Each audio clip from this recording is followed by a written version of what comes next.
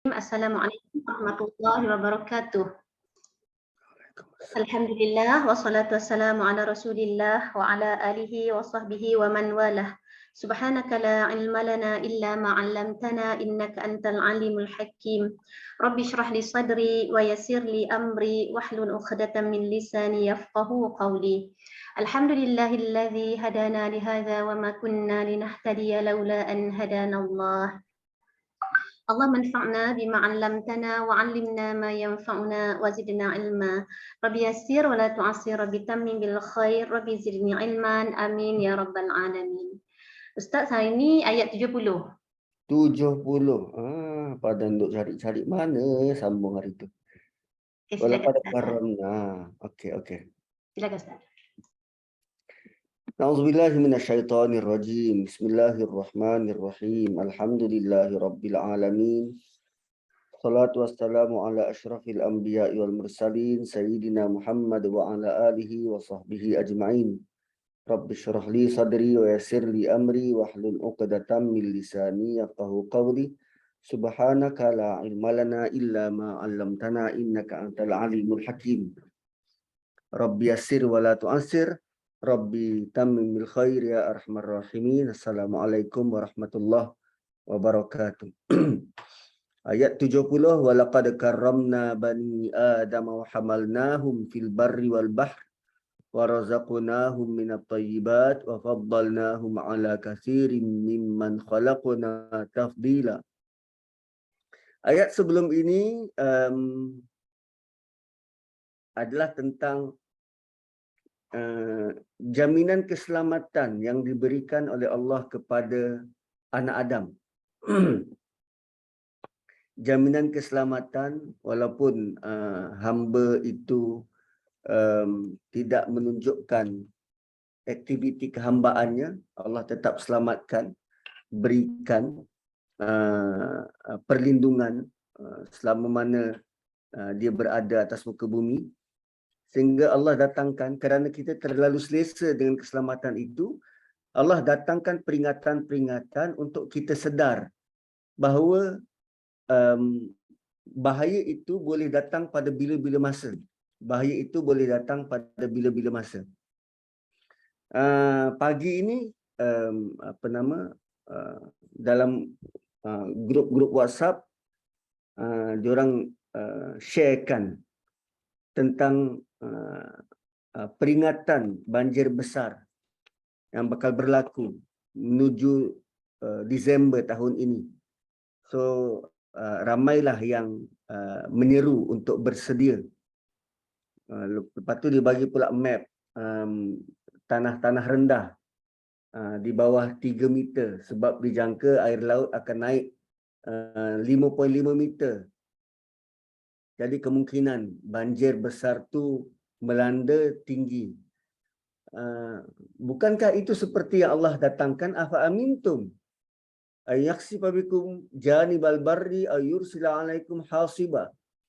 Apakah kamu merasa aman bahawa Allah boleh mendatangkan gempa dari daratan dan dia juga boleh mendatangkan angin ribut yang menghujani kamu?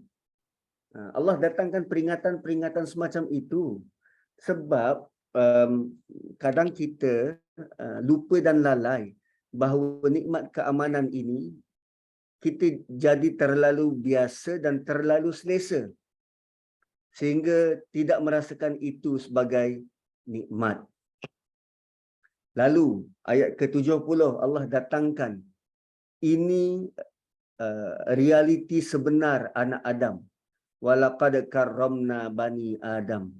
Sungguh kami telah muliakan. Karramna fi'il madhi.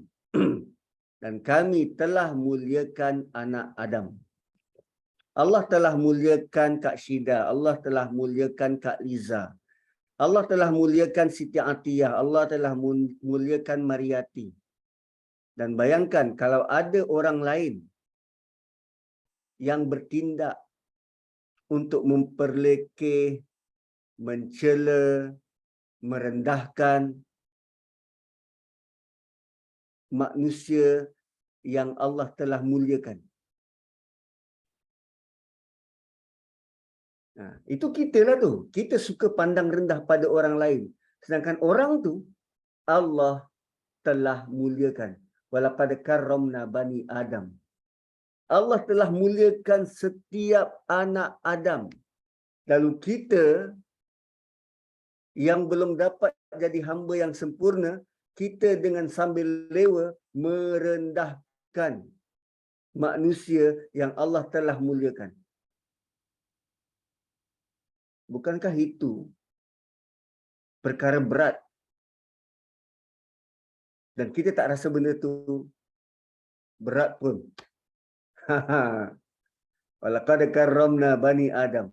Malah kemuliaan manusia ini melalui hadis Nabi SAW ketika Nabi berbicara, berborak, bercakap dengan Kaabah.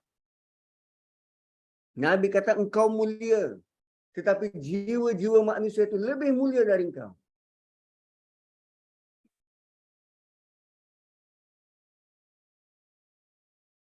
Bayangkan, kita pergi ke Mekah semata-mata rindukan Kaabah, nak tengok Kaabah. Dan kita melihat Kaabah itu penuh dengan, kita penuh dengan kekaguman melihat bangunan Kaabah tu.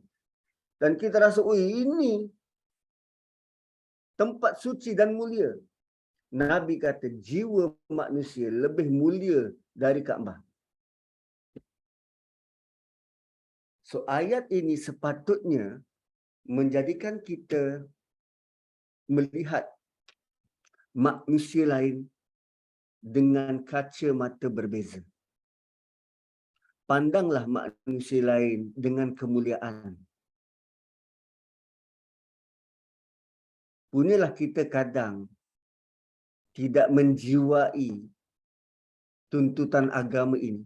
Sehingga Allah Subhanahu Wa Taala berkali-kali ingatkan, terutamanya regarding anak yatim. Kan, apa ayatnya itu? Surah Fajr. Balla tukrimunal yatim. Bahkan mereka tidak memuliakan anak yatim. Dan kafir Quraisy hilang kelayakan untuk menjaga kota Mekah. Perkara pertama, alasan yang diberi oleh Allah ialah fadzalikal ladzi yad'ul yatim. Kerana mereka mengherdik, mencela, menolak, mengabaikan anak yatim. Oh dahsyat, tuan-tuan, dahsyat. So, pelajaran pertama kita pada pagi ini, Allah telah muliakan setiap anak Adam. So, kita sebagai hamba dia, kita perlu pandang manusia itu bernilai. Bukan untuk diumpati, bukan untuk dikritik. Ya, dia melakukan kesalahan, benci kesalahannya, bukan orangnya. Dia itu kekal mulia. Malah darahnya tu, kan darahnya tu ada hak. Ustaz, bukan darah orang kafir halal ke Ustaz? Kalau dia berada di bawah pemerintahan Islam, darahnya itu jadi darah yang ada hak. Kita bukan sewenang-wenangnya boleh tumpahkan darah. So, laqad karramna bani Adam wa hamalnahum. So, kerana kemuliaan anak Adam ini, kami, kita tengok apa yang Allah buat. Kami wa hamalnahum, kami tanggung, kami kandungkan mereka, kami bawa mereka. Wa hamalnahum, kami bawa mereka fil barri wal bahri. Ditranslate sebagai kami telah beri mereka menggunakan pelbagai kenderaan. Just imagine berapa banyak jenis kenderaan. kita ada kenderaan udara, darat dan laut. Okey, udara, darat dan laut. Kalau dekat darat, kita ada kereta, kita ada lori, kita ada beca, basikal, kereta lembu, kereta api, teksi. Walaupun dia kereta, tapi kita tak panggil dia kereta, kita panggil dia teksi. Motosikal, apa lagi? Tutut. Kalau kat laut, kita ada sampan, kita ada boat, kita ada yacht, kita ada ferry, kita ada kapal tanker. Dan semua itu Allah guna satu perkataan wa hamalnahum. Kami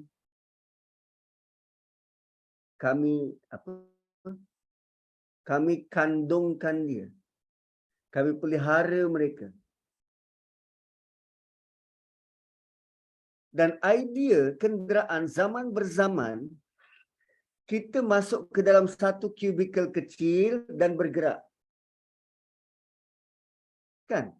Kita masuk dalam satu kubikel kecil dan bergerak. Kan macam kita tengok kereta.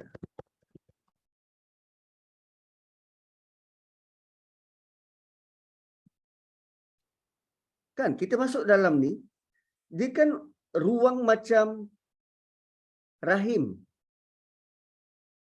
Okey, ruang macam rahim. Hamil, hamala ni kami kendong. Kami bawa. So rupanya bila kita masuk, kita mula drive. Bila kereta ni mula berjalan, sebenarnya untung nasib kereta ini bergantung kepada takdir Allah.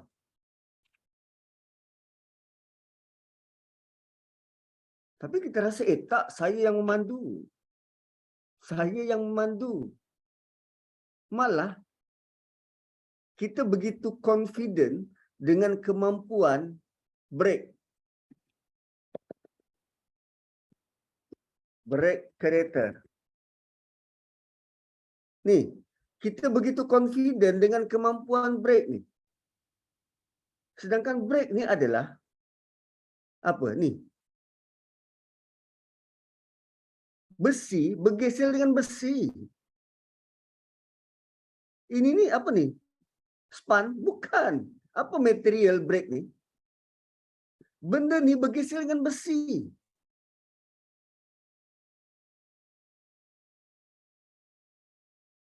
Siapa yang menentukan benda ni boleh mencengkam?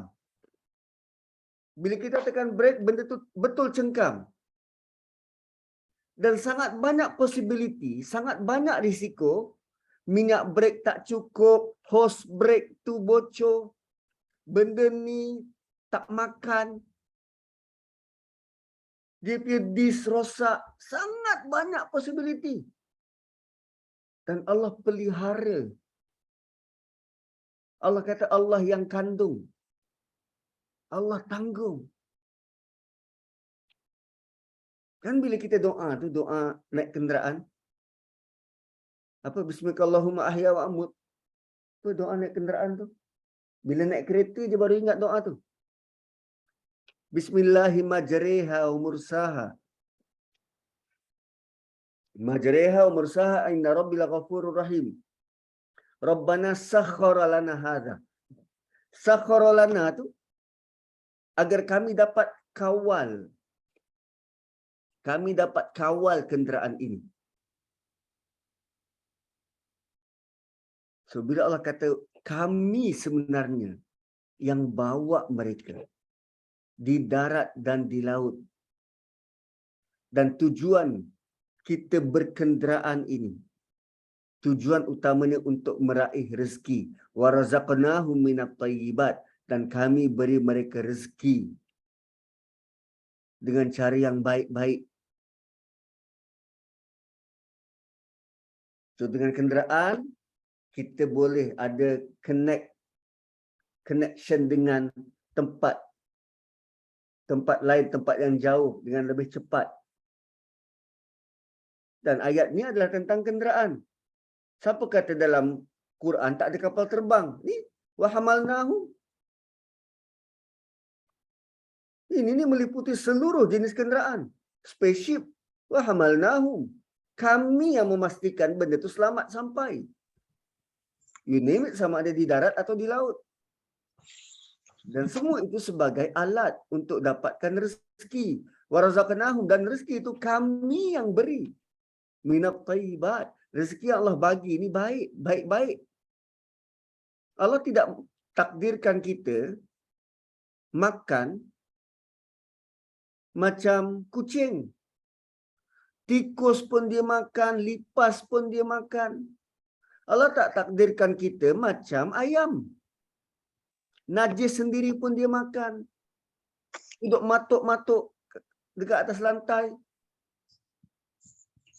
Tapi Allah takdirkan manusia menikmati rezeki yang baik-baik. Wa razaqnahum minat thayyibat. Setanding, selaras dengan kedudukan manusia yang mulia.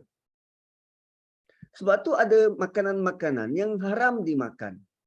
Kerana nak mengekalkan status manusia tu mulia. So bukan boleh makan sembarangan. Katak, tikus, babi. Janganlah letakkan martabat kita rendah. Kan? Apa? Innal insana fi ahsani taqwim. Innal insan ke? Wattini wazzaitun turi sinin wa hadzal baladil amin. Laqad khalaqnal insana fi ahsani taqwim. Kami telah ciptakan manusia pada ahsan. Ciptaan yang begitu cemerlang. Summa radadnahu asfala safilin. So ahsan itu dalam bentuk apa? Karamna, hamalnahum dan razaqnahum. 3 perkara yang ahsan.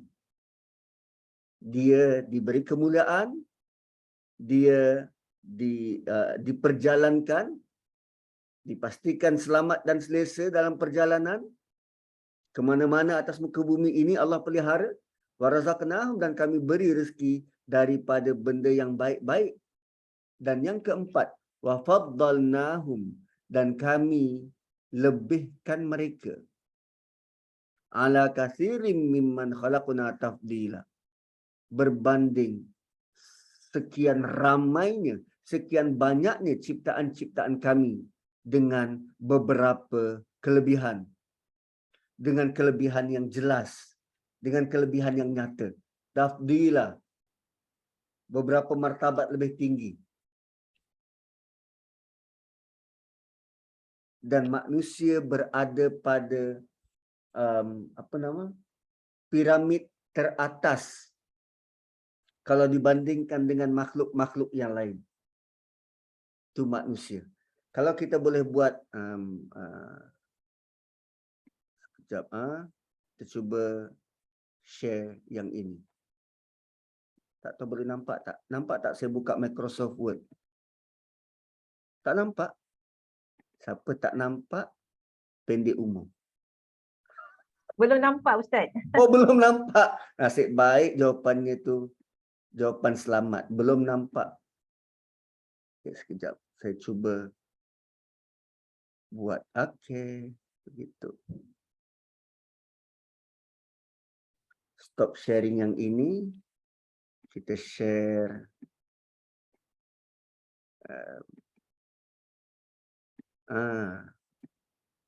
Okey. Laqad khalaqnal insana fi ahsani taqwim. So, bila Allah kata kami telah cipta manusia pada ahsani taqwim, basically kedudukan kita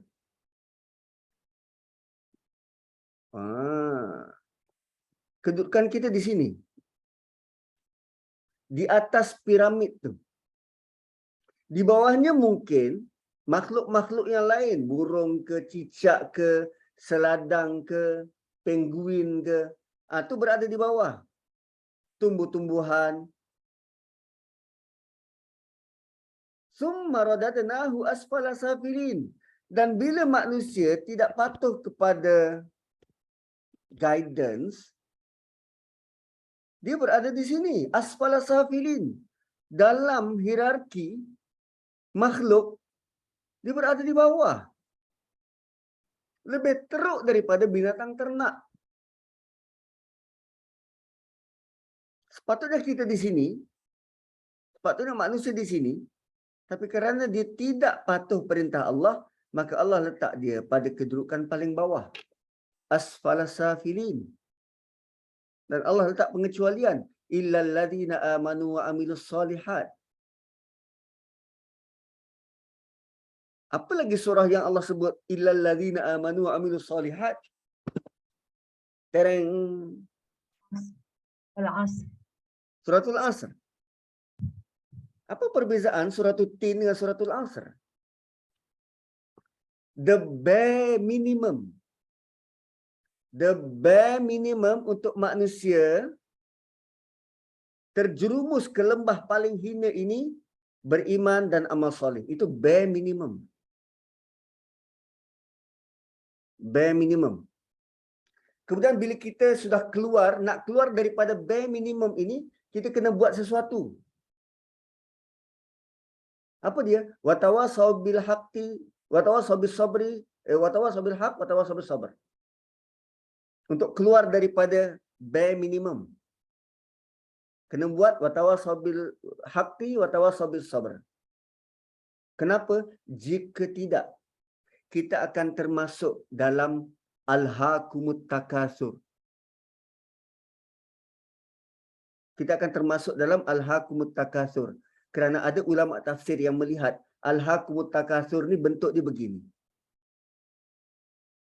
Dia beriman dan dia buat amal soleh. Which is kedua-dua iman dan amal soleh itu, target dia adalah tambah baik diri sendiri, bukan? Menjadikan diri sendiri lebih baik, ibadah sendiri. Semua tentang individu itu sendiri, kan? So, bila fokus dia hanya pada diri dia, bila fokus dia hanya pada diri dia, dia akan abaikan orang lain. So, ada orang yang menambah-nambah, yang leka menumpuk-numpuk amal peribadi. Dia tidak mingle dengan masyarakat, dia tak keluar pada masyarakat untuk sampaikan benda yang baik mungkin, untuk amar ma'ruf nahi mungkar mungkin. So, untuk keluar dari bare minimum, wa tawasau bil haqqi wa tawasau bis sabr.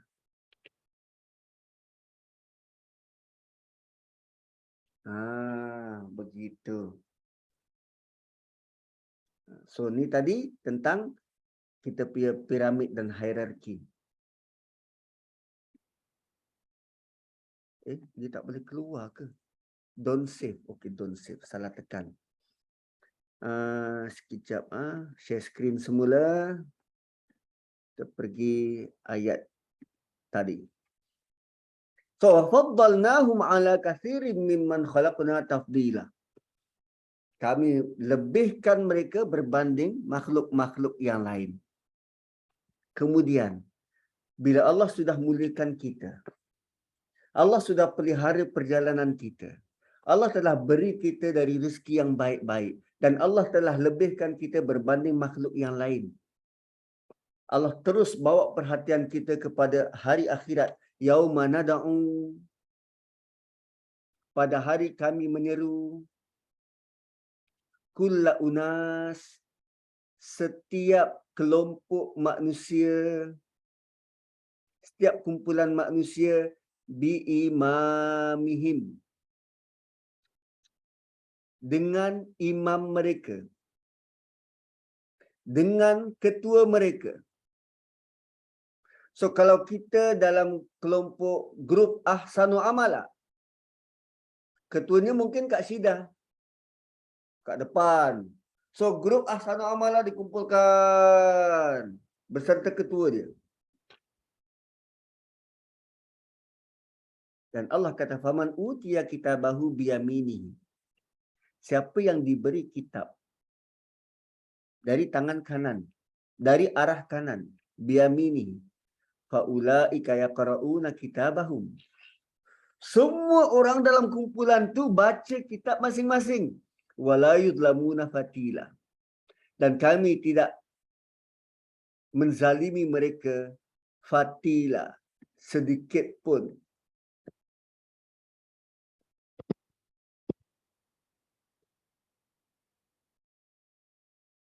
Fatila.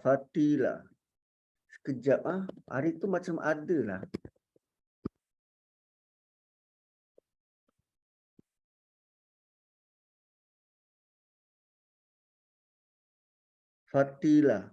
Fatila ni rambut halus dari kurma.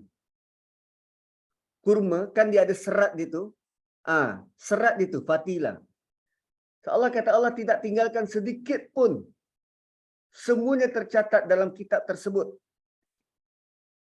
Wala yudlamuna fatila. So how serious it is? Sedikit pun. Kadang mimik muka kita. Kan ingat lagi tak waktu kita lalui surah An-Nahl sebelum ni? Bila mereka diberi berita gembira dapat anak perempuan. Wa idza busyira ahaduhum bil unsa dhalla wajhuhu muswadda. Berubah air muka dia menjadi hitam. Perubahan memek muka. Kan? Kita kadang buat macam tu. Jumpa dengan orang yang kita tak selesa. Katalah Kak Harlina tak selesa dengan saya. So bila berjumpa tu saya, "Hai Kak." Dia senyum sikit. Lepas tu, loh. Memek muka tu.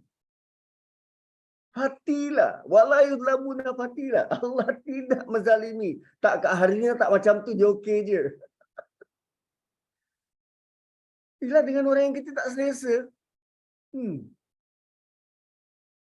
Perubahan itu pun Allah letak. Wala yudlamuna fatila.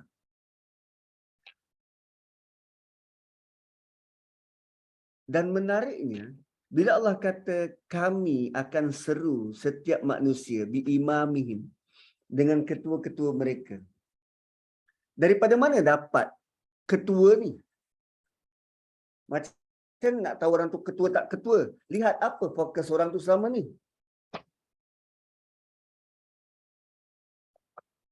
Lihat apa fokus orang tu selama ni.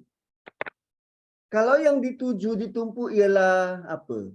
Sifu-sifu perniagaan. Itulah ketua dia. Satu UNAS. UNAS ni punya banyak kelompok manusia. Apa yang kita letakkan sebagai prioriti dalam hidup? Kalau kereta, kereta itulah ketua dia. Kalau kita sangat pegang pada prinsip apa? Kejujuran. Ketua kita Abu Bakar As-Siddiq. Dan masing-masingnya ada ketua masing-masing. Biimamihim.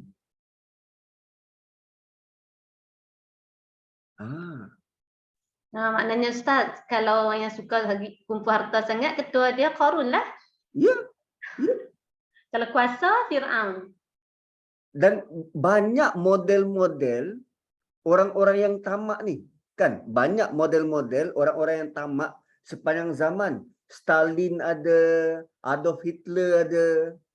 Dan semua tu bakal jadi ketua. Yang itu yang kita tahu. Yang kita tak tahu.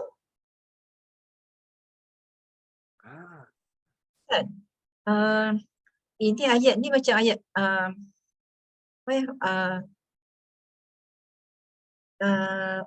Allah tak describe kan. Allah cuma describe kan ketua tu, tapi dia bergantung kepada individu tu apa yang dia tuhankan, apa yang dia fokuskan ke dalam Utamakan. Apa yang dia Kita utamakan tak dalam faham. hidup. Toro Ustaz, toro.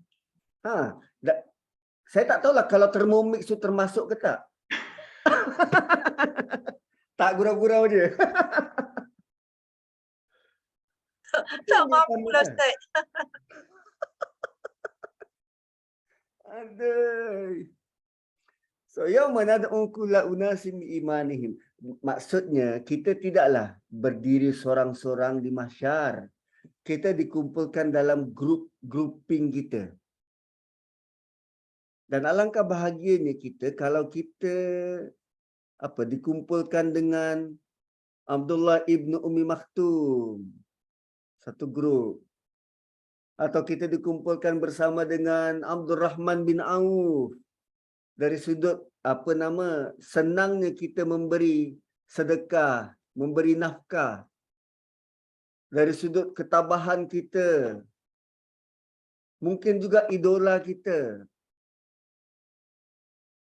Dan siapa yang berkumpul dengan Nabi SAW? Ui. Yauma nad'u kulla unasim biimamihim.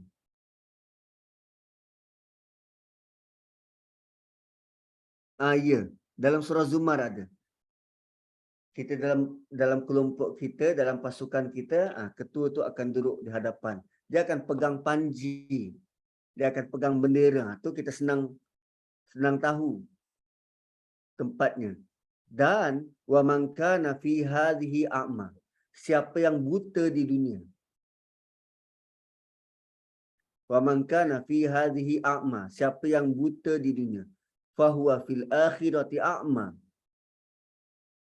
Maka dia juga akan buta di akhirat.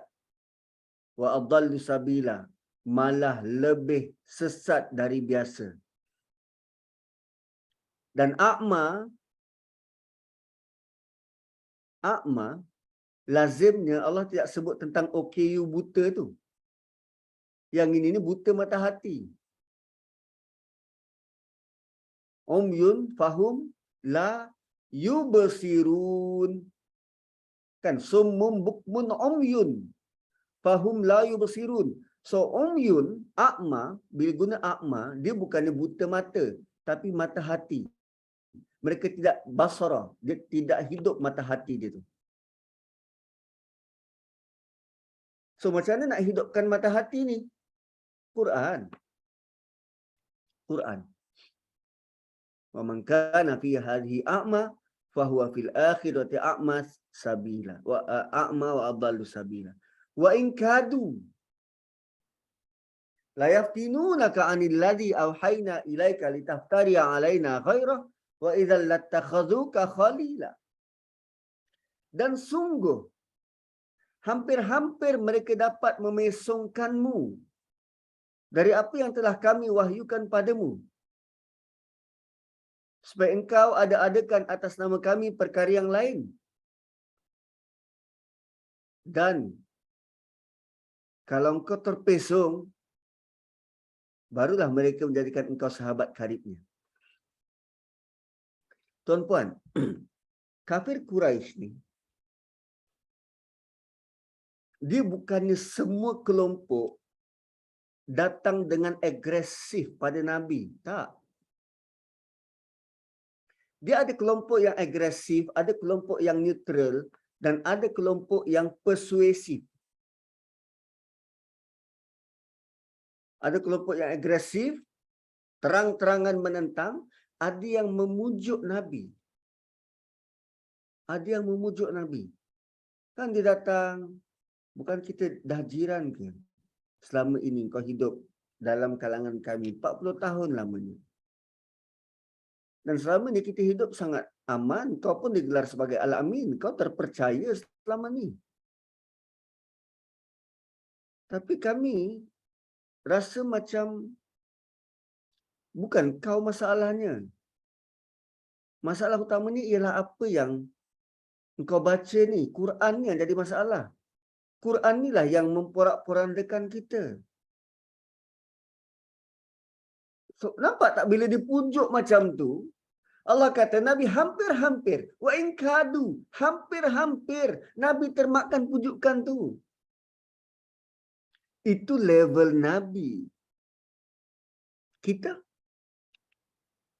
Kami bukan tak suka you all buat tadabbur-tadabbur ni.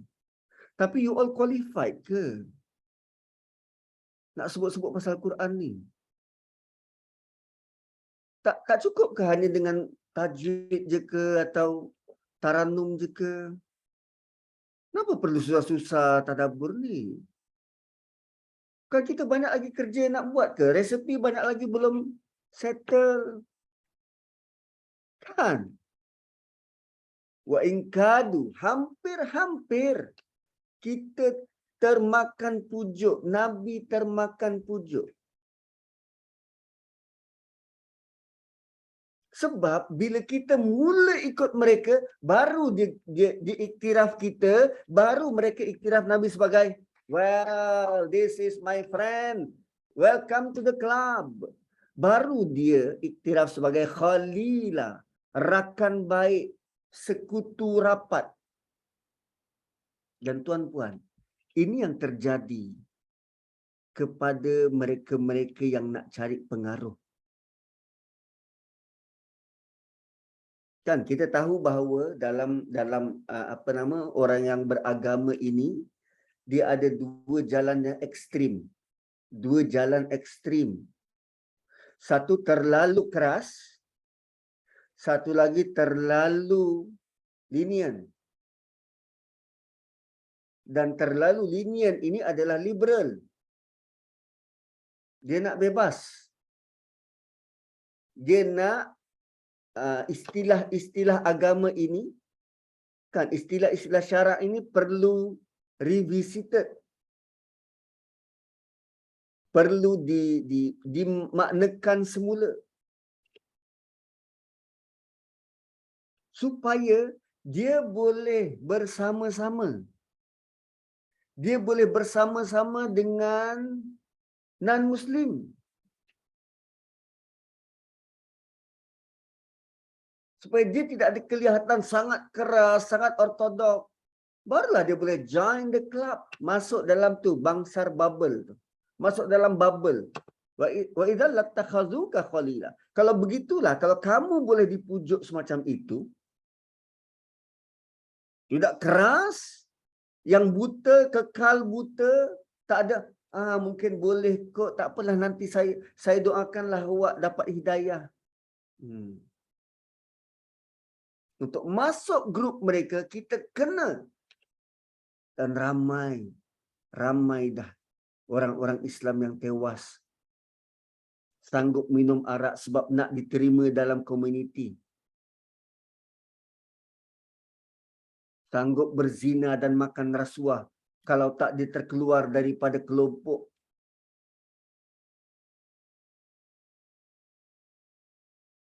Nabi pun hampir-hampir, kita apatah lagi. Walaula an sabbatnaka, kalau bukan kami yang kukuhkan engkau. Ui, dahsyat. Allah intervene, Allah masuk campur. Walaula an sabbatnaka laqad kitta tarkanu ilaihim. Dekat sini dia punya gaya bacaan dia tu unik. Kan qalqalah tu kita masukkan terus ke dalam kaf. Apa hukumnya kat sini? Idgham mutajanisain atau mutaqaribain. Laqad kitta, dal dimasukkan ke dalam kaf. Laqad kitta. Kan dia tempat keluar yang sama. Walaula an sabbatnaka laqad kitta tarkanu ilaihim syai'an qalila. Dan kalaulah tidak kerana kami yang menetapkan engkau, menetapkan kakimu, sudah tentu engkau setuju sikit. Engkau setuju sikit dengan kehendak mereka. Sudah tentu engkau setuju sikit dengan kehendak mereka. Bayangkan Allah Subhanahu Wa Taala nak Nabi dan kita langsung tak ada kompromi dengan kebatilan, dengan kesyirikan. Buta tetap buta. Kalaulah Nabi setuju, kan? Nabi ditawarkan itu dan ini. Let's say Nabi setuju. Let's say Nabi setuju. Sebelum kita bawa ayat ni kepada masyarakat kita, katakanlah Nabi setuju. Idzal, kalau begitu, kalau kau buat, la azaqnaka dhi'fal hayati wa dhi'fal mamat. Kami akan ambil tindakan. Kami akan rasakan engkau dua kesengsaraan. Dhi'fal hayati wa dhi'fal mamati. Sengsara berganda waktu hidup dan sengsara waktu mati. Summa la tajidu laka alaina nasira. Kemudian kamu takkan dapat seorang penolong pun.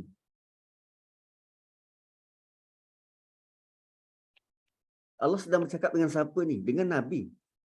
Kah? So ini bahaya.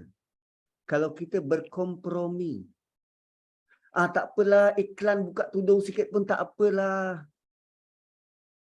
Bukan apa pun. Sikit je, berlakon pegang tangan sikit pun tak apalah. Ini dia punya amaran. Dan ini bentuk ancaman dari Allah. Kalau kau tetap juga nak buat, kalau kau berkompromi atas nama seni, la azaqnaka. Kami akan jadikan hidupmu sengsara. Waktu kau hidup sini dan sewaktu kau mati nanti. Wa dhi'fal mamat. Sewaktu kita lihat ada keluarga-keluarga, ketua-ketua keluarga yang sangat berhati-hati dalam urusan agama. Kan kadang hari itu pergi Terengganu. Lepas drawbridge tu dia ada buat macam tempat food truck. Jadi dalam tempat ramai-ramai macam tu adalah Mickey Mouse, orang pakai kostum Mickey Mouse datang bagi gula-gula. So anak-anak ni minta duit RM1, RM2, dia nak masukkan dalam tabung, seorang tu akan bagi gula-gula. So kali pertama jumpa Mickey Mouse. So dapatlah gula-gula. So anak-anak ni buka, tengok dulu plastik, ada halal, okey makan. Jalan depan sikit ada patung lain pula. Bagi lagi duit, RM1, RM2, dibagi lagi gula-gula. Tadi dah dapat gula-gula, ada cop halal. Gula-gula yang kedua tak ada cop halal. So mak bapak nak benarkan dia makan ke? Atau buang? Dekat situ kita diuji. Kalau kita berkompromi walau sedikit, setuju walau sedikit, hidup kita akan sengsara. Di sini letaknya perkataan yafqahun. Kan, di sini letaknya perkataan yafqahun. Kata akarnya faqaha. Faham secara mendalam. Kita bukan hanya melihat keseronokan anak kita dapat makan gula-gula waktu itu, tapi kita melihat jauh ke hadapan. Apa yang masuk dalam tubuh badan dia ini akan menjadi darah daging. Dan darah daging itu nanti akan memberi kesan kepada dia khusyuk tak khusyuk dalam solat, ringan tak badan untuk buat kebajikan, malas tak malas dia nak berusaha. Itu semua termasuk.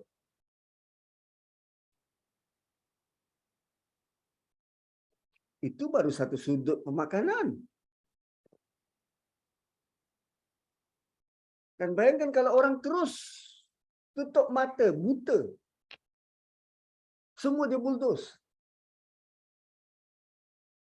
Dahlah buta. Dekat dunia, dekat akhirat pun buta. Berapa sengsara hidup dia? Di'fal hayati wa di'fal mamat.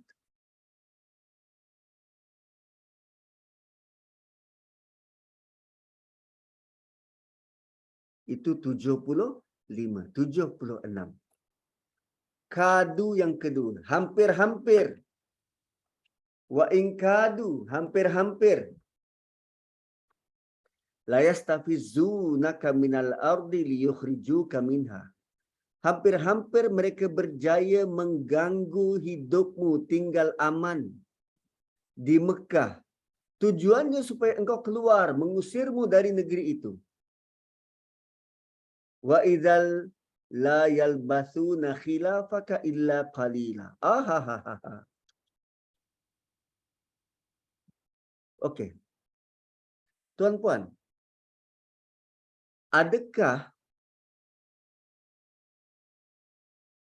Mekah itu menjadi aman dan selamat kerana Kaabah?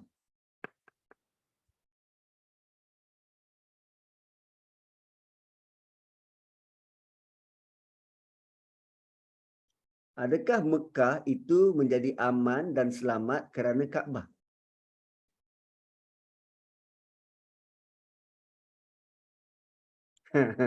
Bukan, Mekah, Tak lagi Ustaz. Tak kot. Ustaz. Tak. Mekah itu jadi aman dan selamat kerana Nabi. Kena Allah Abrahah. lindung semua tempat tu Ustaz. Tapi dalam kes sekarang ni, walaupun Nabi ada dekat sana, tak aman juga. Kaabah pun ada. Sekarang waktu ni kan jadi orang Quraisy memusuhi Nabi. Okey. Sebenarnya kerana doa, macam Nabi Ibrahim doa lah kot supaya tempat Mekah tu jadi aman. Bukan kerana Kaabah. Kerana Nabi ada di situ. Doa Nabi Ibrahim tu dakwah tu Ustaz. Abrahah punya kes kan nak menguasai Kaabah, nak runtuhkan Kaabah. Kenapa Allah kekalkan Kaabah? Kerana ada benih Nabi yang akan diutuskan di situ. So, Allah bagi tahu, hampir-hampir mereka dapat mengusirmu, mengganggu keamanan hidupmu di situ. Kalau mereka berjaya mengusirmu. Ini Allah sebut tentang jika. Jika mereka berjaya mengusirmu, la yalbasuna, mereka takkan dapat tinggal di situ selepas pemergianmu kecuali sedikit sahaja masa. Sebab bila kau keluar, kami akan datangkan azab di tempat tu. Begitulah sunnah kami. Sunnataman qad arsalna qabla kami rusulina. Begitulah sunnah kami. Kami tak datangkan azab sebab engkau ada kat situ. Kan ada Quran dekat mana tu ya? Kami tidak datangkan azab sebab engkau ada di situ. Wa anta fihim. Kami tak datangkan azab kerana engkau ada di situ dan kami tak akan datangkan azab selagi mana ada orang beristighfar. Wa hum yastaghfirun. Ayat mana entah, kalau jumpa boleh tolong share.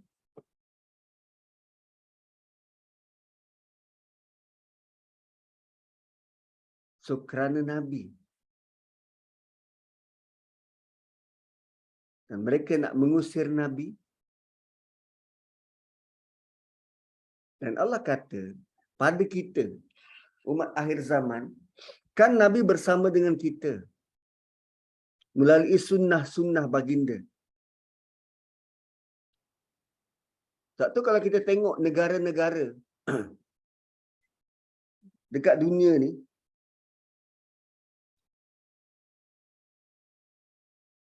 yang dipelihara daripada azab-azab besar. Yes, terima kasih. Wa ma kana Allahu liyu'adzibahum wa anta fihim wa ma kana Allahu mu'adzibahum wa hum yastaghfirun. Suratul Anfal. Allah tidak akan menyiksa mereka sedang engkau ada di antara mereka. Wa anta fihim. Hanya saja Allah tidak mengazab orang-orang kafir Quraisy itu kerana Nabi ada bersama dengan mereka. Sebab yang namanya azab ini akan datang semua kena tanpa terkecuali. Dan beza liyu'adzibahum dengan mu'adzibahum. Liyu'adzibahum fi'il mudhari', mu'adzibahum isim maf'ul.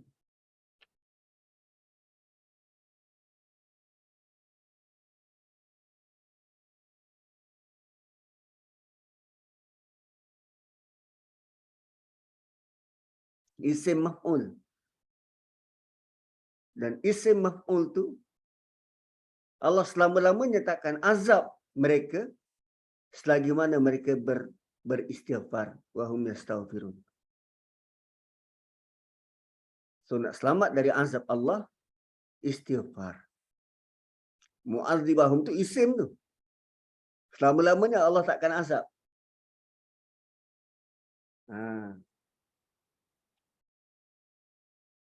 So kes ni ya waktu mereka nak buat kerjasama dengan Nabi. Tahun ni sembah Tuhan kau, tahun depan Tuhan kami pula.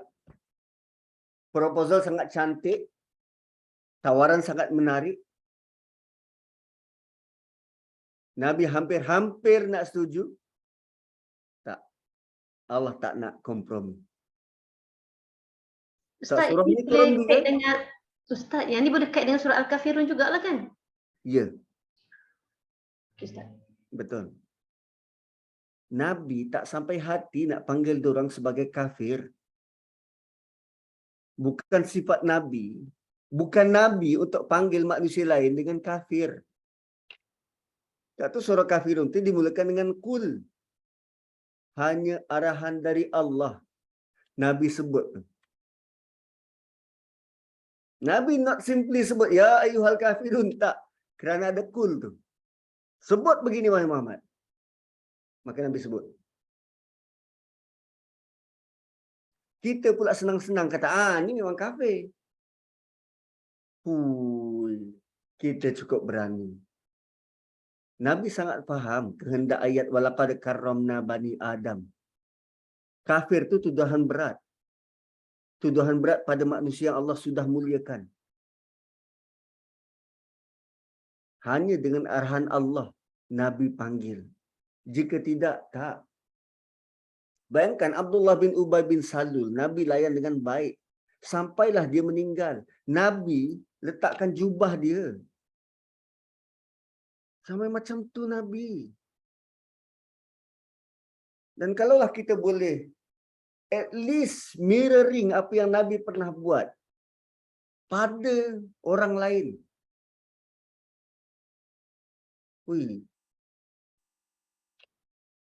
Dah tentu orang akan melihat Islam ini something. Dia dengan akhlaknya, dengan keprihatinan, dengan kasih sayang. Lain. Sunnataman qad arsalna qablaka mir rusulina. Begitulah peraturan sunnah kami yang telah kami tetapkan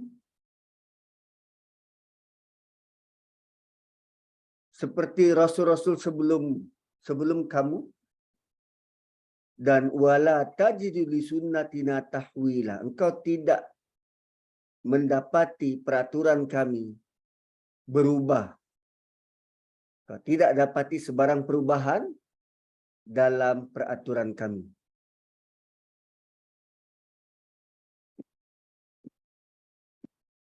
So ayat ini turun sebagai persediaan kepada Nabi sebelum berhijrah. So basically Setelah turun ayat ni, Allah dah bagi hint untuk Nabi berhijrah. So Nabi dah arahkan kepada sahabat-sahabat dia pergi ke Madinah. Semua orang beriman pergi ke Madinah. Sampai ke tarikh hijrah tu, semua sekali orang yang beriman setelah 13 tahun dakwah Nabi adalah seramai 188. 188 dan 62 daripadanya melalui 2 perjanjian Aqabah dengan penduduk Madinah yang datang musim haji. 12 orang dan 50 orang. 12 orang dan 60, 72. Bakinya penduduk Mekah yang beriman. Untuk perbandingan, Nabi Nuh 88, 950 tahun. So sebenarnya tak jauh beza dengan Nabi Nuh. Kalau nak dibandingkan ribuan penduduk Mekah, 188 yang beriman. Kalaulah Kak Syidah berada di tempat tu, apa Kak rasa? Kita berjaya ke ni? 13 tahun dah usaha ni. Baru 100 lebih. Tak sampai 200. Itu biar betul.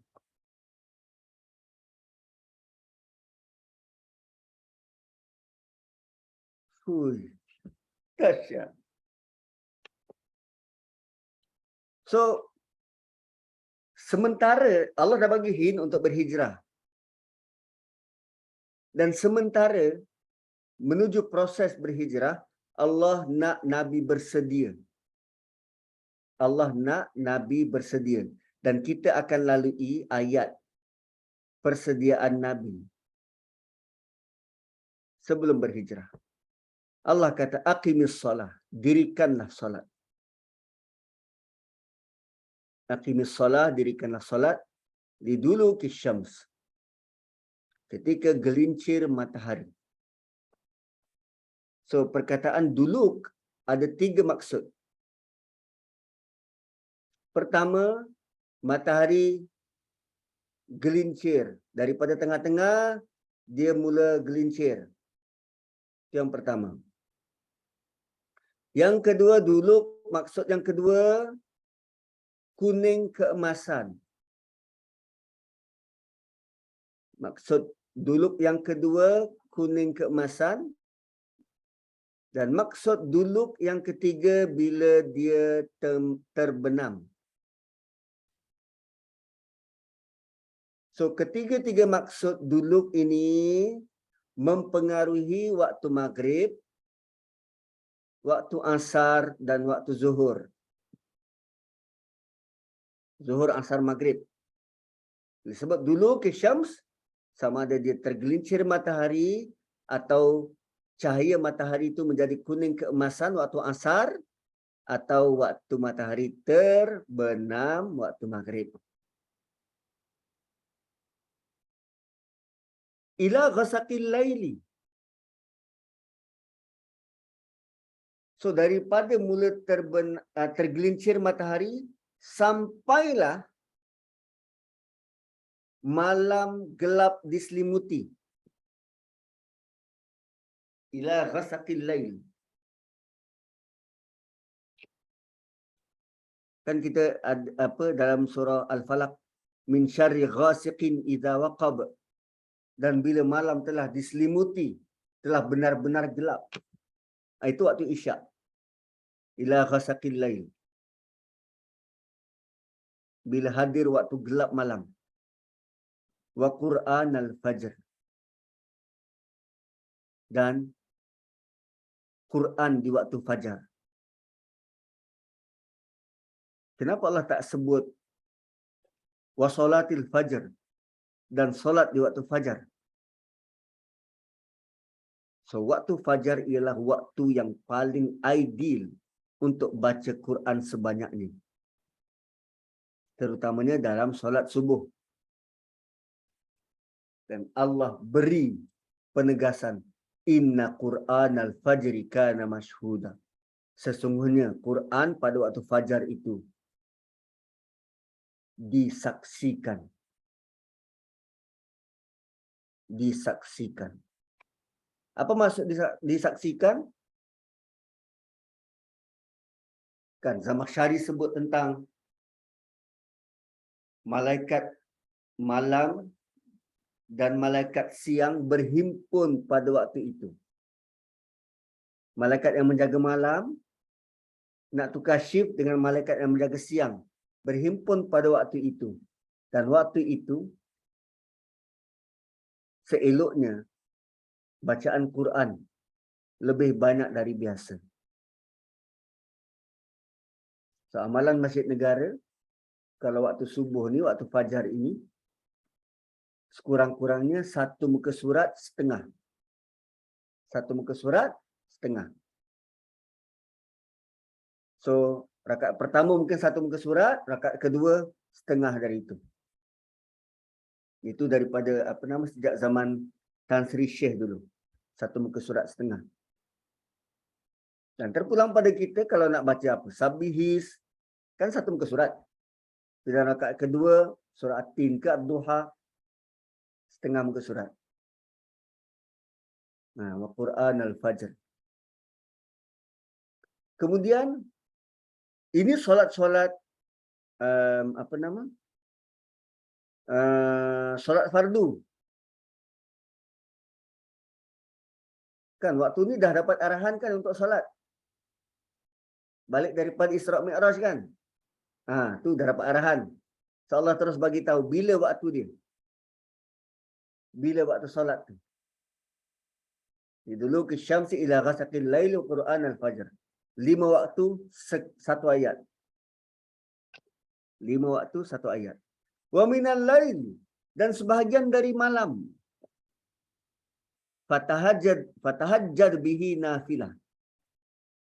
Maka kerjakanlah tahajud sebagai tambahan. Nafilatan lak. Sebagai tambahan bagimu. Asa ayyab'atsaka rabbuka maqaman mahmuda. Semoga dengan apa yang kau buat itu, Allah akan membangkitkanmu di tempat yang terpuji.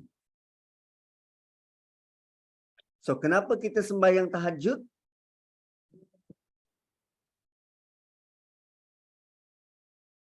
Kenapa kita sembahyang tahajud? Alasan utamanya supaya kita bangkit dan mendapat tempat terpuji. Cuba kita buat soalan random kepada mana-mana orang yang random, tanya, kenapa sembahyang tahajud?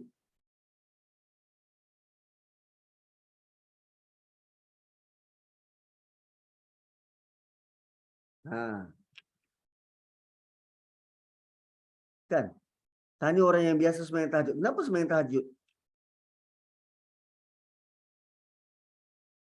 Dia kata orang yang sembahyang tahajud ni, dia punya percakapan tu, dia punya doa tu macam anak panah, tepat.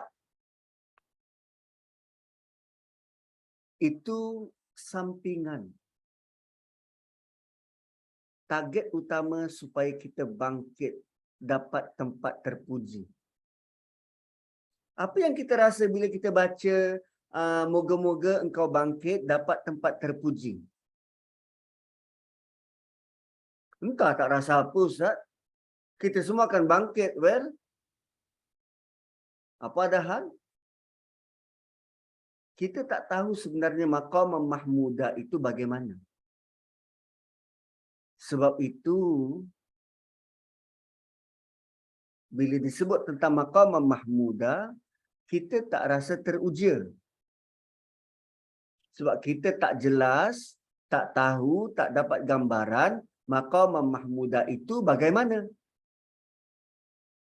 Jika kita tahu,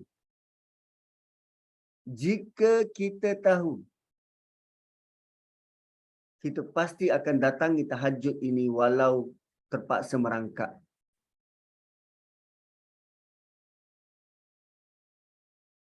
Apa kita tak pernah trigger apa-apa ke selepas daripada azan kita mendoakan Nabi agar dapat tempat yang terpuji?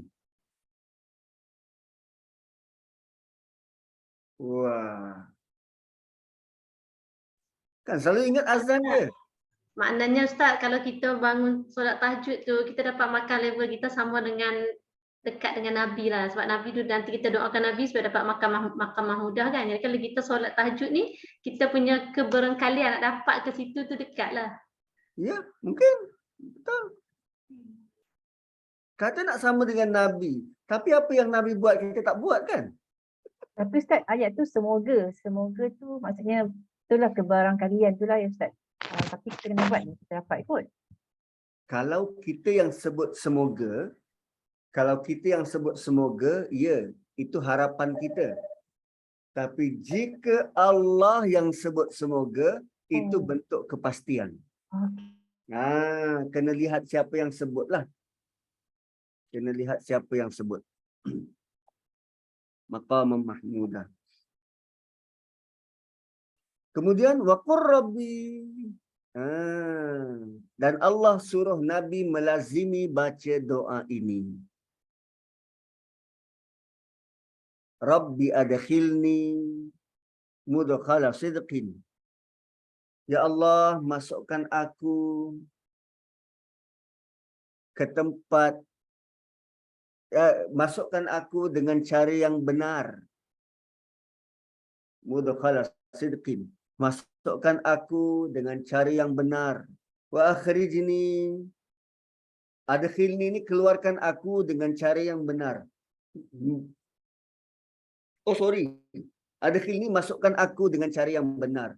Wa akhrijni dan keluarkan aku. Mukhraja sidqin dengan cara keluar yang benar. Wa ja'alli dan jadikan bagi aku min ladunka special dari sisimu sultanan nasira. Sultan kekuasaan yang dapat membantuku.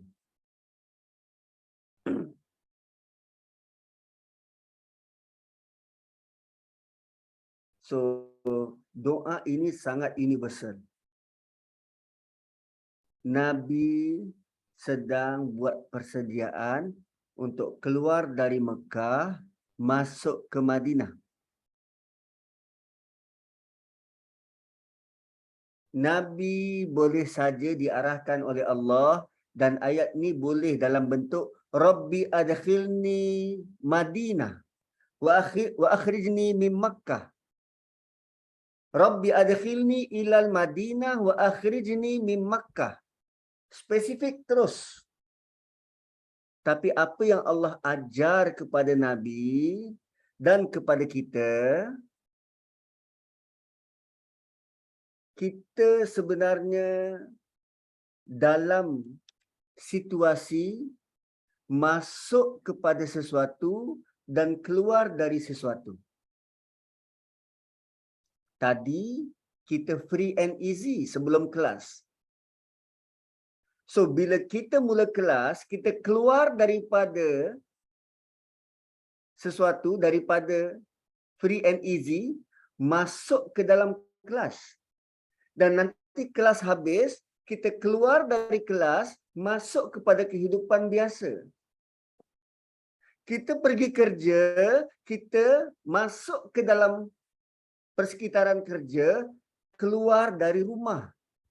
Balik dari kerja, kita masuk ke dalam persekitaran rumah, keluar dari tempat kerja.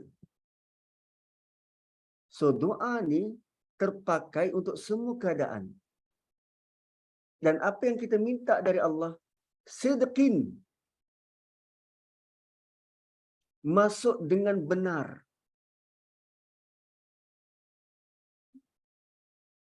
Tuan-puan, siapa yang kena gelar sidqin? Bakar. Abu Bakar. Kenapa dia digelar as-siddiq? Sebab dia membenarkan semua apa yang Nabi buat, dia membenarkan. Dia membenarkan. Apa maksud membenarkan? Dia sentiasa Kan isu ni masa Nabi Isra Mi'raj itulah semua ketika semua orang tak percaya, tapi Sayyidina Abu Bakar percaya, membenarkan apa yang Nabi cakap. Surah ni kan kerana Isra Mi'raj tu. Okay? So Abu Bakar dapat gelaran Siddiq. Ialah apa fungsi gelaran tu? Ke saya salah soalan. Apa yang kita faham tentang As-Siddiq? Saya rasa Ustaz dia sebab dia macam tulang belakang Rasulullah SAW. Dia sentiasa bersokongan Rasulullah SAW. Okey. Katalah Kak Zah sebut sesuatu. Ataupun Kak Syida cerita tentang sesuatu yang kita rasa, betul ke dia cerita ni? Kan kadang kita bila dengar orang bercerita, ada kalanya kita rasa, betul lah sebab dia memang macam tu. Keluarganya memang macam tu. Tapi bila dia masuk satu topik lain yang kita rasa, betul ke ni? Kan? Tak ada ragu-ragu, tak ada syak wasangka. Tak ada syak, tak ragu-ragu, hati tenang, redha dengan takdir, menerima dengan sebulat hati. Kadang kita masuk ke rumah, kita rasa macam serabut. Tanpa pertikaian. Kita pertikai itu dan ini. Ini doa dia. Agar hati kita menerima apa saja yang datang. Tak kala kita masuk dengan baik, dengan benar. Dengan kemuliaan, dengan redha, dengan suci hati. Keluar daripada sesuatu, kita tidak throwback yang bukan-bukan. Ustaz, dalam Quran Kak ni dia bagi penjelasan sikit. Dia kata yang maksudnya tu memohon kepada Allah agar kita melaksanakan ibadah dengan niat yang baik dan penuh ikhlas, tetap bersih daripada sifat riya. Salah satu maksud dia. Dia bukan semata-mata ibadah. Kita kan sentiasa masuk ke dalam sesuatu, keluar dari sesuatu. Apa saja aktiviti lah maknanya. Yes. Apa yang kita buat, kita nak Allah uruskan segala bentuk kebaikan untuk kita, dan kalaupun kita meninggalkan sesuatu, kita nak agar orang tak cakap-cakap kat belakang. Itu yang kadang orang tak nak berhijrah. Dia tak nak berubah sebab bagi dia kalau aku berubah ada risiko yang aku tak tahu. Ada risiko yang dia tak tahu. Di belakang, di depan atau di belakang. Ya. Kan dulu ada pengusaha kosmetik yang asalnya memang lelaki, jadi perempuan, berubah jadi lelaki dalam konteks taubat. Tapi akhirnya kembali ke jalan asal. Oh, yang tu mula tu. Rabbi adkhilni mudkhala sidqin wa akhrijni mukhrada sidqin. Sebab Nabi nak berhijrah. Ayat doa pada ayat ke-80 tu. Al-Isra. Doa untuk jadi seorang yang membenarkan. Rabbi adkhilni mudkhala sidqin wa akhrijni mukhrada sidqin. Persediaan sebelum Nabi berhijrah dan Nabi tunjuk kepada semua orang yang nak berhijrah. Jom. Nak berhijrah ada risiko. Risiko perangai yang lama dan ujian perangai yang baru. Dan kita mohon pada Allah agar kita tabah untuk buat yang baru, benar-benar dapat tinggalkan yang lama. Tapi bukan hanya doa ini, dia bukan hanya berdiri pada doa ini. Ingat 2 ayat sebelum tu tentang solat fardu dan solat tambahan. So dia ada basic yang kukuh, kemudian permohonan yang begitu padu. Dan di hujung Allah sebut waja'alli min ladunka sultanan nasira. Pernah tak kita dengar perkataan ladun ni? Kat mana lagi? Surah Kahfi. So basically suratul Isra dia punya kembar ialah suratul Kahfi. Nanti kita lihat apa kaitan antara surah Isra ni dan suratul Kahfi.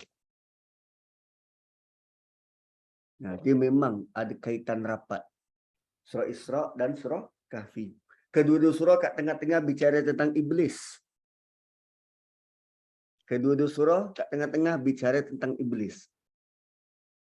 Waja'an li min ladunka sultanan nasira.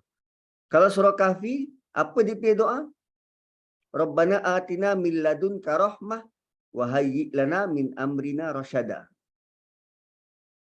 Kat sini Nabi mohon dari sisimu, special dari sisimu, kuasa yang dapat menolong. Sultanan nasira. Wa qul ja'al haq wa zahaqal batil. Telah datang kebenaran dan hilanglah, sirnalah kebatilan. Dan bukan satu kali disebut hilang kebatilan itu, innal batila kana zahuqa. Sungguh yang salah itu tetap lenyap. Tetap lenyap. So jangan pernah sangka kalau ada orang buat salah dan dia tidak dihukum, kita rasa susah hati. Dia tu terlepas. Tak. Yang batil tetap akan hilang. Allah akan adili. Jangan risau. So itu juga peringatan untuk kita. Kita buat salah senyap-senyap, oi jangan sangka itu terlepas. Walaupun pasangan kita tak tahu. Walaupun tak ada orang nampak. Walaupun kita sorang-sorang dalam bilik ke. Jangan sangka itu semua terlepas. Tak. Wa qul ja'al haqq wa zahaqal batil innal batila kana zahuqa. Allah beri penegasan pada Nabi SAW, apapun yang kafir Quraisy itu datangkan, walau sekuat mana pun kita melihat, kan tenaga mereka, usaha mereka, semua itu akan lenyap. Jangan risau. Wa nunazzilu minal Qur'an, dan kami turunkan Al-Quran beransur-ansur. Ma huwa, tidaklah dia melainkan syifa, dia menjadi penawar. Warahmatul lil mu'minin, dan penawar ini kepada yang fizikal dan rohani. Penawar fizikal dan rohani. Warahmatul lil mu'minin, dan dia menjadi rahmat kepada orang beriman.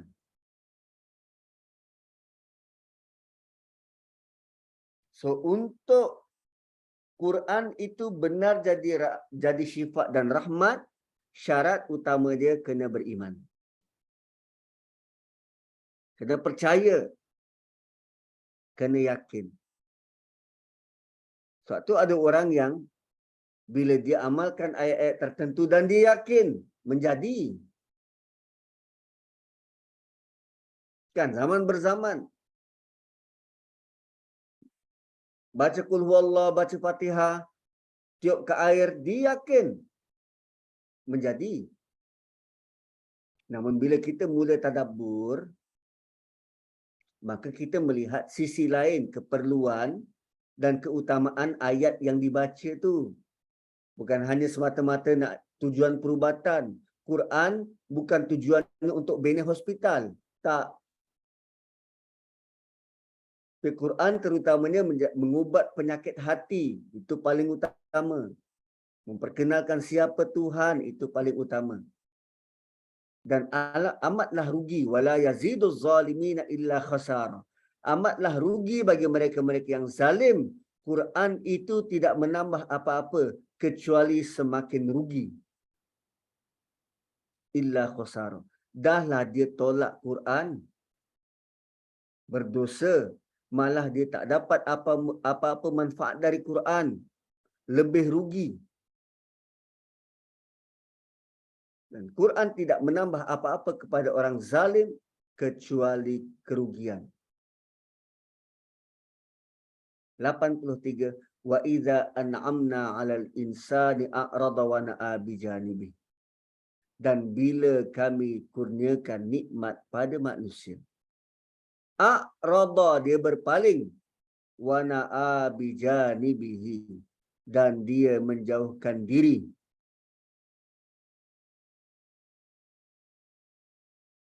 Allah ulang balik situasi, orang dapat nikmat dan dapat ujian.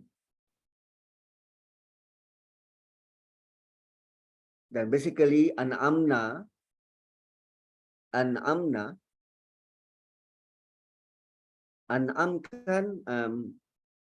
nikmat yang banyak. So an'amna juga merupakan ujian. Dan nikmat Allah beri itu merupakan ujian, sama ada dia bersyukur atau tidak. So idza an'amna 'alal insani a'rada wa na'a bijanibih, dia diuji dengan nikmat dan dia berpaling serta jauhkan diri. Wa idza massahu syarru, bila dia disentuh dengan kesusahan, kana ya'usa, maka dia segera berputus asa. Bila dapat nikmat, dia lupa daratan.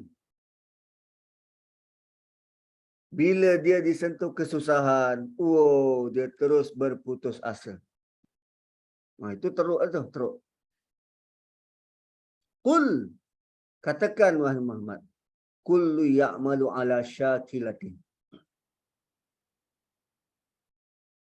Setiap manusia yang beramal, dia berdasarkan bagaimana baris dia.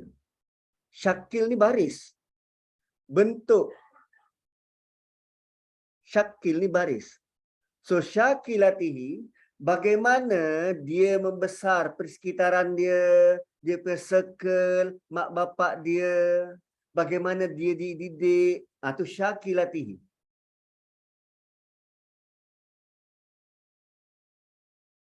Ala syakilatihi. Ini Allah nak ajar kita tentang mengenal psikologi manusia.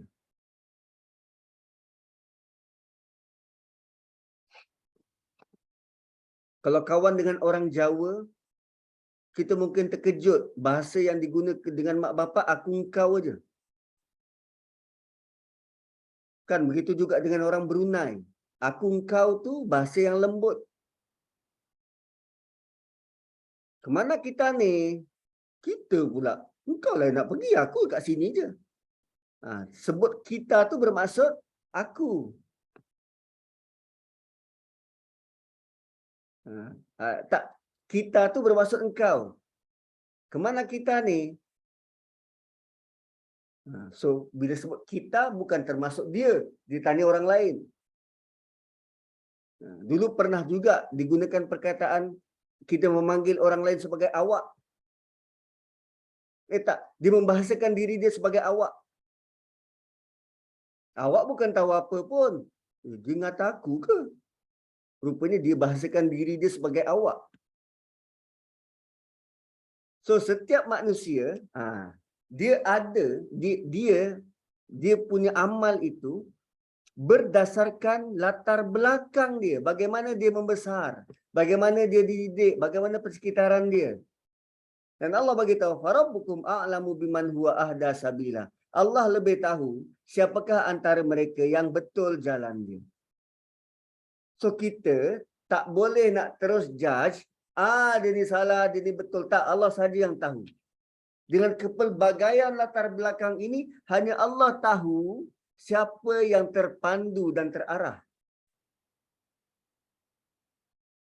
So, setiap manusia dia akan buat amal berdasarkan apa yang dia tahu. Contoh, kita pergi ke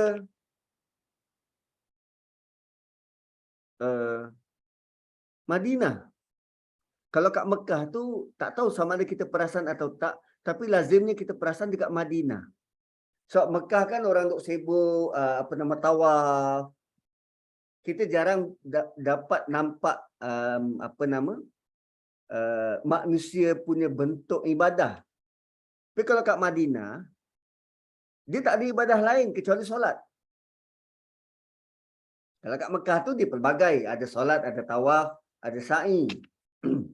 Kalau kat Madinah, kadang bila dia sujud, kan dia sujud, kita sujud kan ini anggota sujud, letak atas tangan. Kita cuba perhati kalau orang tu daripada Afrika,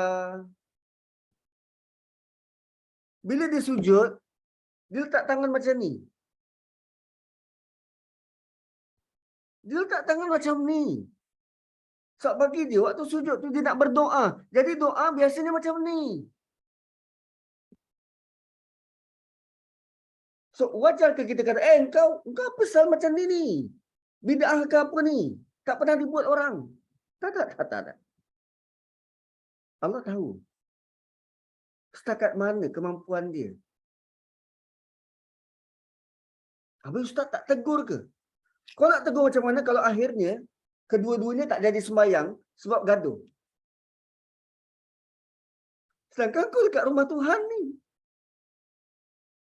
Allah tahu. Biarlah Allah yang memberi markah dan menilai.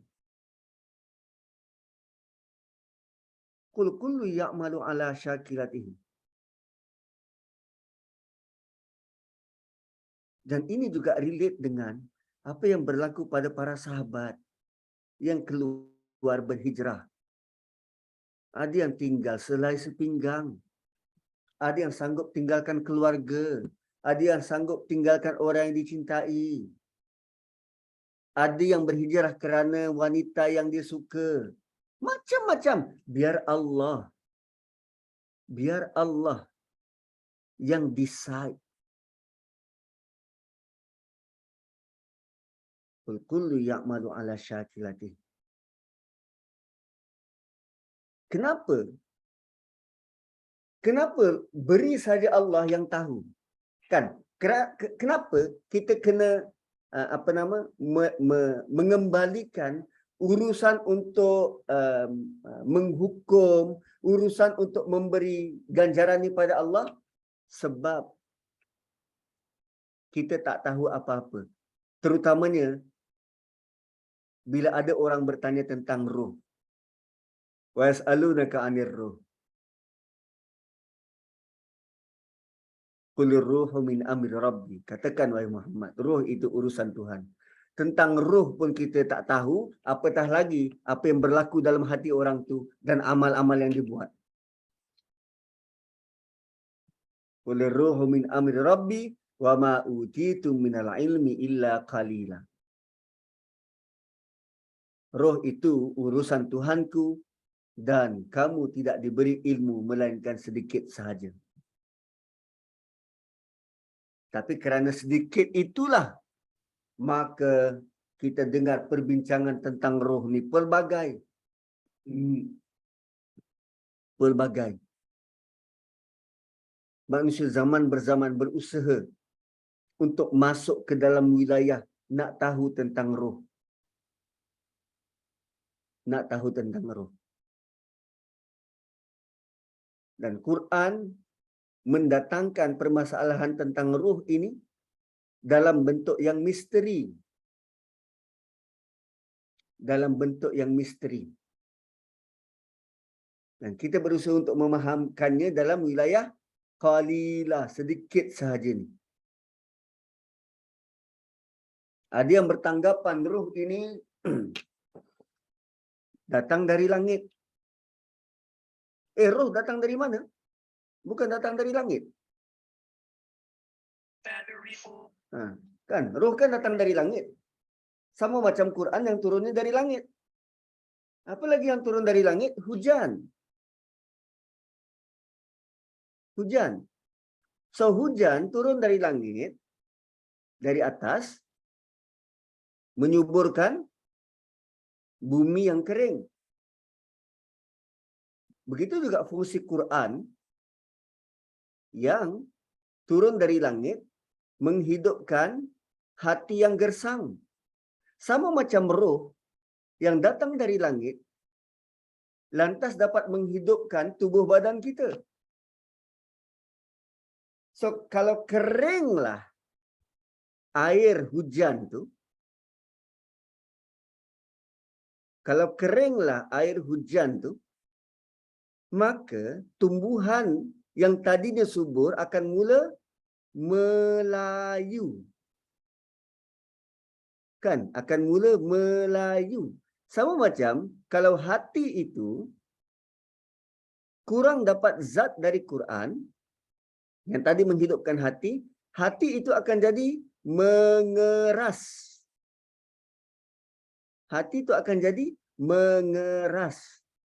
So, kalau tubuh badan kita yang tadi segar bugar kerana adanya roh, lama-kelamaan tubuh badan itu akan jadi apa? Bukan mereput. Kerepot. Mungkin kerana roh sudah beransur-ansur nak pergi.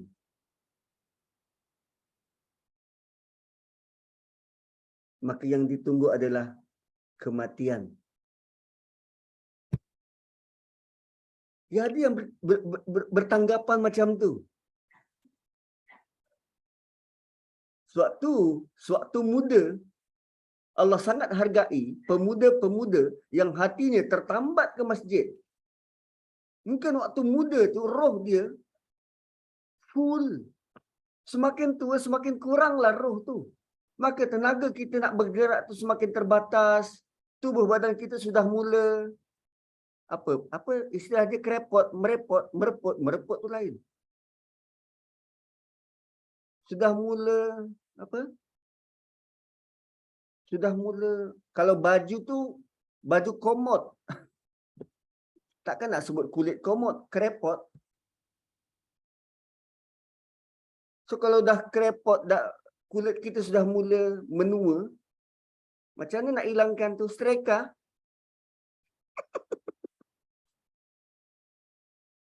Kan hadiahkan Botox, Ustaz. botox. Oh, ingat streka, baju yang komod kan kita streka. Kendur, ya, kulit sudah mula kendur. Itu mungkin roh kita sudah mula akan berkedut lah. Tak jumpalah perkataan kedut tu. So itu mungkin kerana roh kita semakin nak kembali dan nak kembali. Boleh jadi juga macam tu. Wallahu alam, Allah yang tahu itu attempt manusia untuk memahami roh ni macam mana. Tapi yang penting roh itu ialah cahaya. Roh itu cahaya. Dan setiap manusia, roh dia bercahaya. Namun bagi mereka-mereka yang enggan dan ingkar, dipanggil sebagai kafir. Kafir ni antara maksudnya ialah menguburkan, memadamkan cahaya roh tu.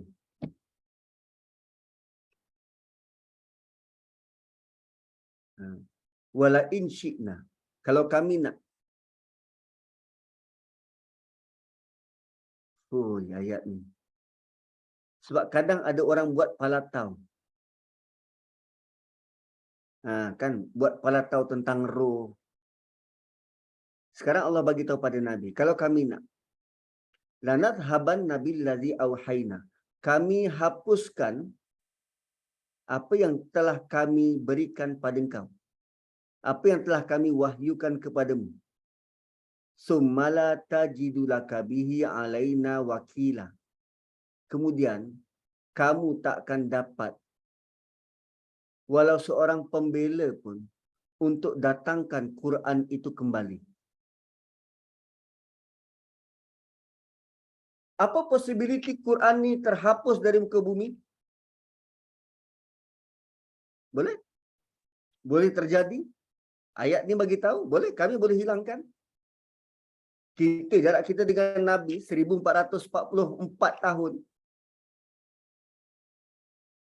Ada banyak kebarangkalian yang Quran boleh terhapus. Tapi Allah kekalkan. Bukankah itu bentuk nikmat yang perlu disyukuri?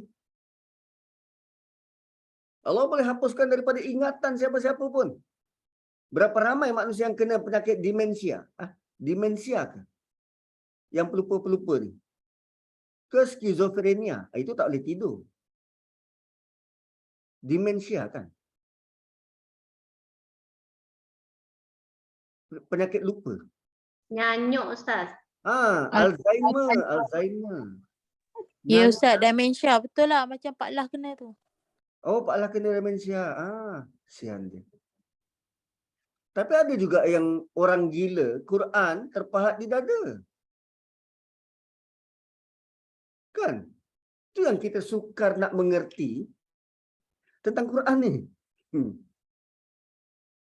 Ada je orang gila yang Allah wariskan pada dia dapat baca Quran. Berapa ramai ulama-ulama qiraat terdahulu yang ada kekurangan pekak misal kata, tapi ada orang baca Quran dekat hujung masjid, dia boleh tahu salah dan dia tegur. Dia tengah mengajar dalam masjid. So sedang dia mengajar, ada orang dekat pintu masjid baca Quran. Orang tu baca Quran bukannya kuat. Kan dekat ujung masjid. Kata tu kita baca ikut kadar kekuatan suara yang kita boleh keluarkan. Bukannya baca jerit-jerit. Tak. Tapi dia boleh tegur. Hei, tu. Baris atas ke bawah tu. Macam tu lah. Dia tegur.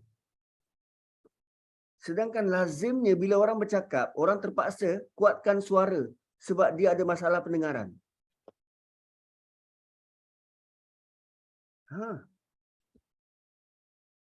Gitu hebatnya Quran ni. Dan Allah kata kalau kami nak lanazhaban, kami hapuskan apa yang telah kami wahyukan kepadamu dan kamu takkan dapat sebarang penolong pun untuk datangkannya kembali. Illa rahmatan min rabbik. Semua itu terjadi kerana rahmat dari Tuhanmu. Inna fadlahu. Sungguh kami kurniakan. Kami lebihkannya. Kana alaika kabira. Kami lebihkannya atas kamu. Sangat besar. Sangat besar rahmat dan kelebihan yang Allah kurniakan kepadamu. Cuba tengok balik ayat walaqad karramna bani Adam tadi. Kita bukan saja dilebihkan berbanding makhluk yang lain. Tapi Allah letak lagi satu level. Bagi mereka-mereka yang berasimilasi dengan Quran, berhubung dengan Quran, dia ada kelebihan tersendiri. Inna fadlahu kana alaika kabir. Kelebihannya yang kami kurniakan kepadamu sangat besar. Kabir, sangat besar.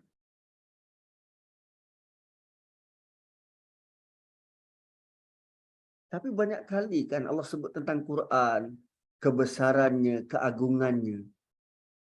Manusia tetap tak dapat nak rasa. Ada juga yang mengambil sikap, biasalah Quran memang menakjubkan, tapi apa? Dia tak rasa. Dia tak rasa ke hati. Cuma mana? Maka Allah cabar kepada manusia-manusianya. Qul la in ijtama'atil insu wal jin. Kalau seluruh manusia dan jin bergabung ala ayatu bimithli hadzal Quran. Bergabung tenaga dan usaha untuk mendatangkan seperti Quran ini. La ya'tuna bimithlihi. Mereka takkan dapat mendatangkan sebanding dengannya. Walau kana ba'duhum li ba'din zahira. Walaupun mereka saling bantu-membantu antara satu sama lain.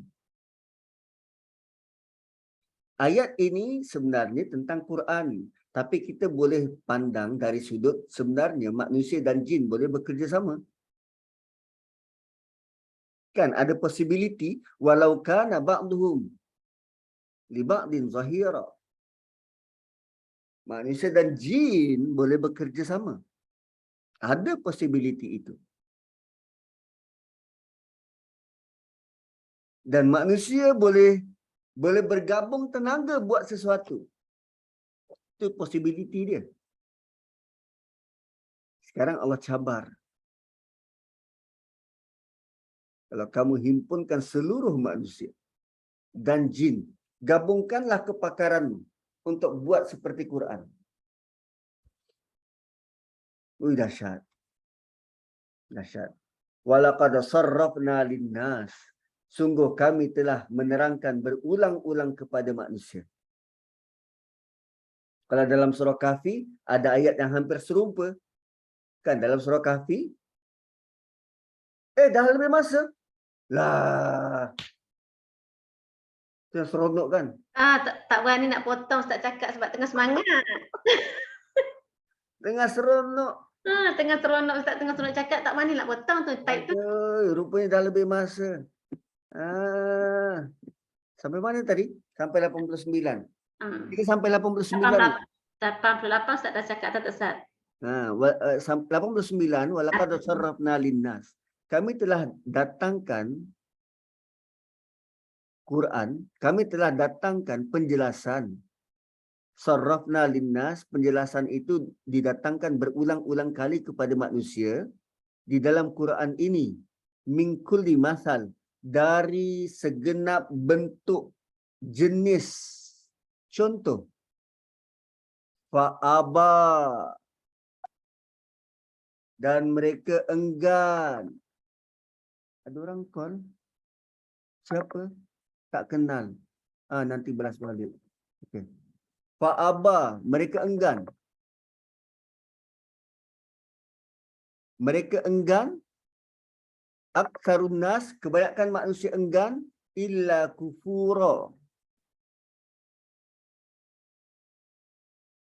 Dia tak nak terima. Dan kebanyakan manusia kufur. Allah kata banyak tahu manusia yang tak nak terima. So harap-harap kita bukan tergolong dalam golongan itulah. Dan enggan itu Allah guna perkataan yang sama dengan iblis. Itu yang bahayanya tu. Sedangkan keengganan banyak lagi perkataan-perkataan lain. Tapi Allah guna perkataan yang sama dengan iblis. So basically tak ada beza orang yang tak nak patuh dengan Quran dengan ketidakpatuhan iblis pada arahan pertama tu. Adakah kita sedar sampai ke situ? Kan? Keengganan iblis kali pertama untuk tunduk sujud tu.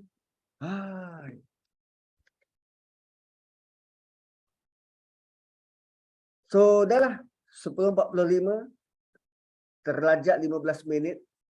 Saya sebenarnya lepas ni nak pergi ke janda baik. Bukan cari janda yang baik, tapi melihat tempat yang namanya janda baik. Hari ni pergi, esok balik.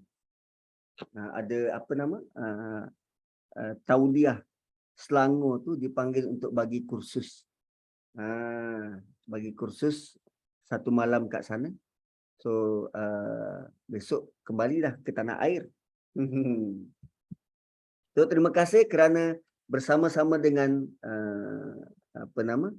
dengan grup kita ni pagi ni. Kita berhenti pada ayat 89 dan next week saya tak tahu lagi boleh bersiaran ke tak.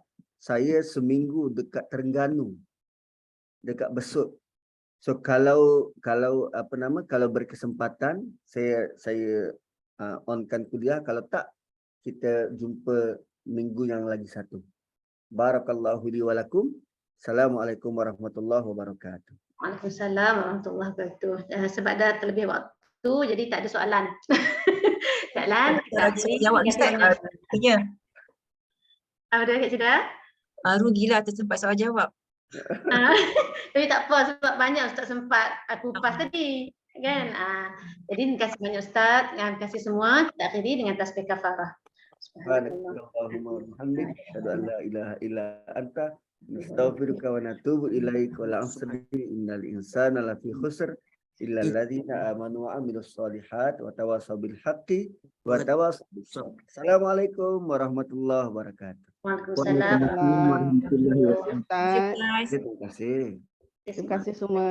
Terima kasih Puan Liza, Puan Sida. Sama-sama Kak Nasimah, jumpa lagi. InsyaAllah. Terima kasih semua. Hari ni Kak Zan dapat join. Alhamdulillah. Terima kasih belum jumpa Kak Azan online. Alhamdulillah. Okay, thanks. Okay, jumpa lagi insyaAllah. Okay, jom, saya tak sempat breakfast lagi ni. Lah, patut Kak Syida nak kat cepat ni. Pedih perut dah. Oh, dah putih. Okay. Okay, Kak Syida, insyaAllah. Okay, jumpa lagi. InsyaAllah jumpa esok ni Ustaz Endam punya sesi pula ya. Assalamualaikum. Itu saya angkat Assalamualaikum warahmatullahi wabarakatuh. Assalamualaikum warahmatullahi wabarakatuh.